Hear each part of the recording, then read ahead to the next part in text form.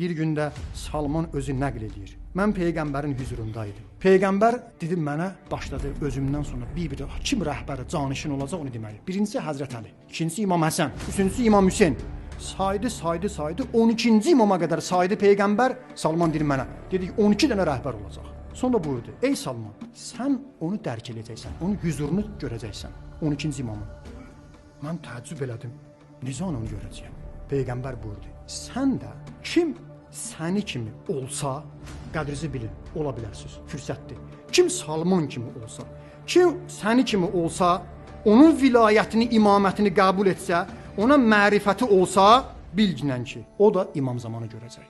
Mən təəccüb elədim, Peyğəmbərdən soruşdum ki, əziz Peyğəmbər, mən o 12-ci imam, İmam Zaman ağanın dövrünə qədər uzun ömür olub yaşayacağam. Peyğəmbər isə mənə Qur'an-ı Kərimdən, İsra surəsindən 5-6-cı aya Yəhudilərin fitnə fəsad törədəcəyi, Allah Taala'nın onları cəzalandıracağı ilə bağlı ayəni oxudu və mənə xəbər verdi ki, yəni uzun ömür olmayacaqsan, öləndən sonra Allah səni dirildəcək, 12-ci imamı görəcəksən.